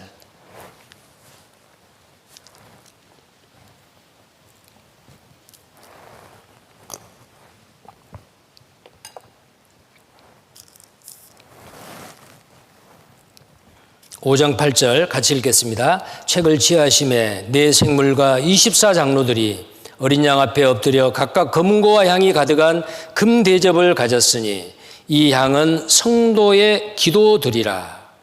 그랬죠? 이스라엘 백성들이 성막이나 솔로몬 성전에서 성막과 그 성소와 지성소 사이에 휘장이 있는데 대제사장이 염소피를 가지고 또 송아지 피를 가지고 들어갈 때에 그냥 들어가면 죽습니다. 먼저 향을 피워야 돼요.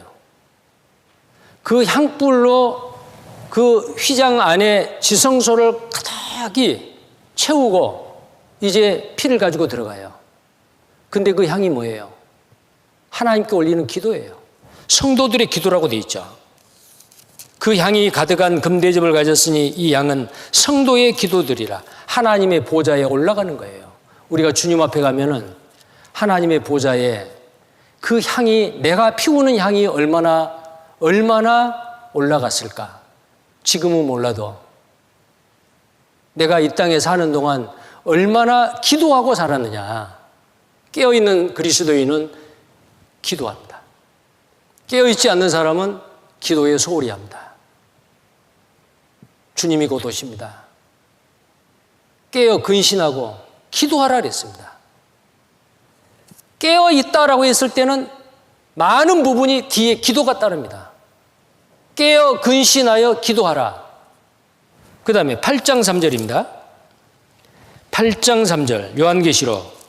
또 다른 천사가 와서 제단 곁에 서서 금향로를 가지고 많은 양을 받았으니 이는 모든 성도의 기도들과 합하여 보좌 앞 금단에 드리고자 함이라. 향연이 성도의 기도와 함께 천사의 손으로부터 하나님 앞으로 올라가는지라. 얼마나 놀라운 일이에요. 구원받지 않는 사람의 기도가 올라갑니까? 정말 기도는 그리스도인의 특권입니다. 하나님의 보좌에까지 올릴 수 있는 향이다 그 말이에요. 그래서 쉬지 말고 기도하라. 자, 예수님의 제자들이 파송이 됐습니다. 귀신을 쫓아냈습니다. 하늘에서 귀신이 떨어진 것 보았습니다. 병이 났습니다. 그런데 불에도 넘어지고 물에도 넘어지는 한 아들을 두었던 그 부모가 와서 예수님에게 말했습니다. 제자들은 내 아들의 병을 고치지 못합니다. 할 수 있거든 고쳐주세요. 할 수 있거든이 무엇이냐? 믿는 자에게는 능치 못함이 없느니라. 예, 믿습니다. 예수님이 고쳐주셨어요. 제자들이 말했습니다. 왜 우리는 못 고칩니까? 왜 우리는 안 됩니까? 기도 외에는 할 수 없느니라. 기도가 뭐예요? 전능하신 하나님의 능력을 이 땅으로 내리게 하신 거예요. 내가 다 할 수 있다. 기도하지 않는 사람은 교만한 사람입니다. 한 사람을 전도하는데 얼마나 어렵습니까? 그렇다면 얼마나 기도해야겠습니까? 우리가 안 되는 것이 얼마나 많습니까? 누가복음 18장에 보면은 인자가 올 때에 믿음을 보겠느냐라고 말했어요. 인자가 올 때에 믿음을 보겠느냐. 그 말씀을 하시면서 뭐라 그랬어요? 불의한 재판관에게 억울한 일을 당한 과부가 내 원한을 풀어주세요. 내 원한을 풀어주세요. 그런데 이 불의한 재판관이 그 과부의 원한을 풀어줬어요. 불의한 재판관이 과부의 원한을 풀어줬는데 하물며 아버지일까 보냐. 내가 인자가 올 때에 세상에서 믿음을 보겠느냐 그랬어요. 구원받은 그리스도인 사는 건 자기 지혜로, 자기 힘으로, 자기 능력으로 사는 게 아니에요. 내가 할 수 없는 게 얼마나 많아요. 할 수 없는 그것은 하나님께 의뢰하고 하나님의 능력을 발휘하죠. 그런데 예수님이 이 마지막 때에 신랑 대신 예수님이 오십니다. 많은 그리스도인들을 공중 휴거당해서 주님이 그 시상대 앞에 세울 겁니다. 너는 뭘 했느냐? 뭘 했느냐? 예, 하려고 하는데 안 됐습니다. 그때 예수님은 뭐라고 말할까요? 믿음이 없었다. 네가 기도해 봤느냐? 능치 못함이 없는 하나님께서 전혀 불가능한 것 같지만은 하나님이 해 주실 것을 믿고 기도했습니다. 그리고 감사함으로 기도에 깨어 있으라. 자, 기도하고 우리는 어때요? 그 기도가 이루어질지 안 이루어질지 의심하는 게 아니고 하나님의 뜻대로 육신의 정욕을 위해서 간구하는 것이 아니라면은 하나님의 뜻대로 간구하는 것이라면 그 기도가 반드시 응답될 것을 이미 믿고 가불해서 감사하는 거예요. 하나님, 제가 지금 하는 기도 응답해 주실 것을 믿고 감사드립니다. 하나님은 그런 기도를 기뻐하셔요. 예수님 재림하실 때 분명히 물을 거예요. 인자가 올 때에 세상에 믿음을 보겠느냐고. 그 믿음의 기도 말입니다. 믿음의 기도. 그리고 깨어있지 않는 사람은 말씀의 갈망이 사라집니다. 깨어있는 사람은 항상 말씀을 가까이 합니다. 존 버년이라는 그 철로 역정을 지은 그리스도인은 이렇게 말했습니다. 만약 하나님께서 당신의 기도를 들으시기를 원한다면 당신은 먼저 하나님께서 말씀하신 것을 들어야 합니다. 하나님의 법에 귀를 기울이지 않은 것은 하나님으로 하여금 당신의 기도를 들으시지 못하게 막는 것입니다. 하나님의 법에 귀를 기울이시는 게 뭐예요? 말씀이에요. 그래서 말씀과 기도는 항상 함께해요. 말씀을 통해서 기도합니다. 그래야 하나님의 뜻을 분별하지요. 그리고 하나님은 말씀을 통해서 기도의 응답을 해 주십니다.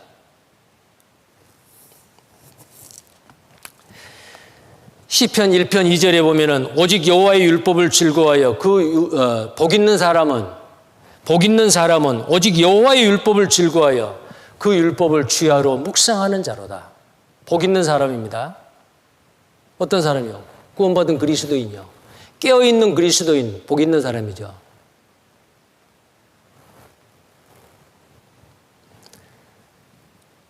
오직입니다. 오직. 여호와의 율법을 즐거워하여 그 율법을 취하로 묵상하는 자로다. 자, 깨어있는 구원받은 그리스도인은 기도에 깨어 있어야 되고 육신의 것을 멀리하고 영적인 것을 생각해야 되고 그리고 말씀에 대한 갈망이 있어야 됩니다. 말씀을 가까이 해야 됩니다. 말씀을 가까이. 그 사람이 바로 깨어있는 사람이죠. 그리고 마지막으로 깨어있는 사람은 파수꾼입니다. 아까 파수꾼을 이야기했죠. 덩어리 개, 그 엉터리 파수꾼이에요. 파수꾼은 위기가 올 때에 나팔을 불어야 돼요. 위기를 경고해야 돼요. 에스겔 선지자에게 하나님께서는 내가 내 백성의 파수꾼으로 세웠다라고 말씀하셨어요. 에스겔서 3장입니다. 에스겔 3장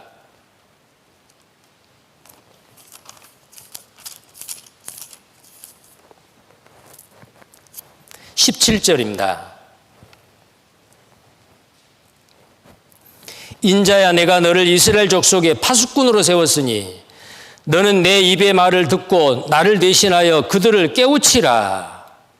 자, 깨우치라 그랬죠. 가령 내가 악인에게 말하기를 너는 꼭 죽으리라 할 때에 내가 깨우치지 아니하거나 말로 악인에게 일러서 그 악한 길을 떠나 생명을 구원케 하지 아니하면 그 악인은 그 죄악 중에 죽으려니와 내가 그 핏값을 내 손에서 찾을 것이고 내가 악인을 깨우치되 그가 그 악한 마음과 악한 행위에서 돌이키지 아니하면 그는 그 죄악 중에서 죽으려니와 너는 내 생명을 보존하리라.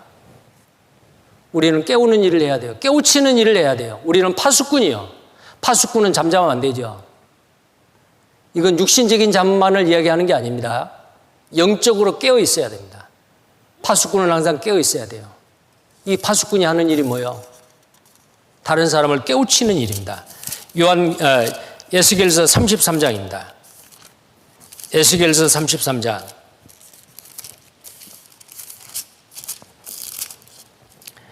2절 말씀입니다. 인자야, 너는 내 민족에게 고하여 이르라. 가령 내가 칼을 한 땅에 임하게 한다 하자. 그 땅 백성이 자기 중에 하나를 택하여 파수꾼을 삼아. 자, 파수꾼을 삼은 그 사람이 칼이 그 땅에 임함을 보고 나팔을 불어 백성에게 경고하되 나팔 소리를 듣고도 경비를 하지 아니하므로 그 임하는 칼에 제함을 당하면 그 피가 자기의 머리에로 돌아갈 것이요. 근데 만약에 그러나 6절입니다. 그러나 파수꾼이 칼이 임함을 보고도 나팔을 불지 아니하여 백성에게 경고치 아니하므로 그 중에 한 사람이 그 임하는 칼에 제함을 당하면 그는 자기 죄악 중에서 제한 바 되려니와 그 죄를 내가 파수꾼의 손에서 찾으리라. 이거 무서운 말 아니에요? 파수꾼이 자기 역할을 하려면 어때야 돼요? 깨어 있어야 돼요. 내가 깨어 있어야만이 다른 사람을 깨우칠 수가 있고 깨일 수가 있습니다.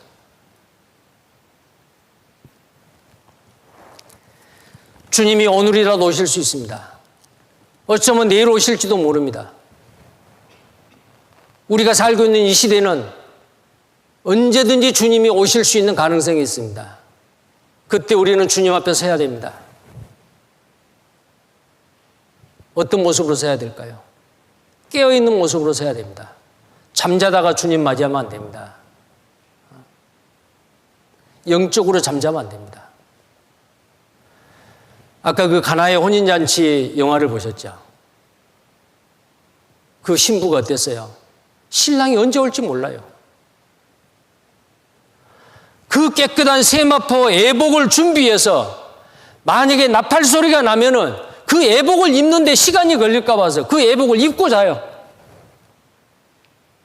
나팔 소리와 함께 후다닥 일어나서 신랑을 맞으러 나갑니다. 깨어있는 마음, 준비되어 있는 마음이잖아요. 우리가 그래야 됩니다.